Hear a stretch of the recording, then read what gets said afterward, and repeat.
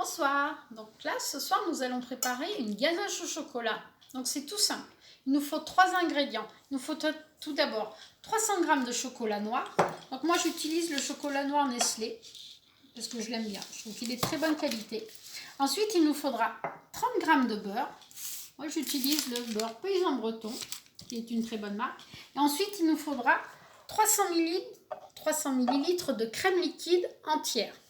Donc je verse ma crème que je vais mettre à chauffer. Il va falloir la porter à ébullition. Alors ma crème est maintenant à ébullition. Ce qui est très important lorsqu'on fait une ganache, c'est qu'il faut incorporer la crème en 3 fois. Donc là, je vais mettre une première fois et je remets ma crème sur le feu. Pendant ce temps-là, je commence à mélanger. Il ne faut jamais mettre la crème en une seule fois. Toujours la mettre en 3 fois pour que le chocolat ait le temps de fondre tout doucement. Donc là, je procède au deuxième versement de crème. Je remets le reste sur le feu. Donc là, je laisse le feu tout doucement, parce que ma crème est déjà assez chaude. Et je continue de mélanger pour que mon chocolat fonde tout doucement. Et là, j'incorpore une dernière fois ma crème.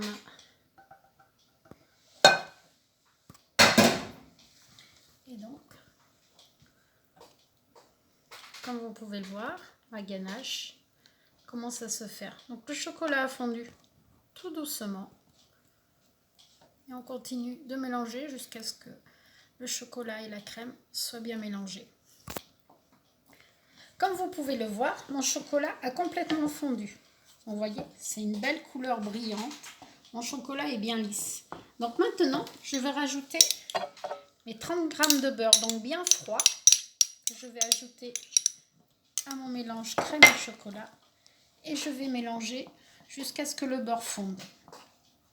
C'est ce qui va lui donner sa brillance. Donc toujours, on mélange. Donc voilà, maintenant mon beurre a complètement fondu dans ma ganache. Vous voyez, elle est très brillante, très lisse. Donc ça, c'est une préparation que je prépare toujours la veille. Parce que la ganache a besoin de prendre. Donc là, autre petit conseil, quand votre ganache est terminée, il faut toujours la filmer au contact. Donc c'est-à-dire que le film doit toucher le chocolat pour éviter que cela fasse une croûte. Donc, toujours filmer au contact du chocolat. Comme beaucoup de préparations, il faut les filmer, ça évite qu'il y ait une croûte sur une crème. Ça marche aussi pour les crèmes pâtissières, choses comme ça, les crémeux, tout ça. Voilà, je coupe et donc après je laisse passer la nuit au réfrigérateur.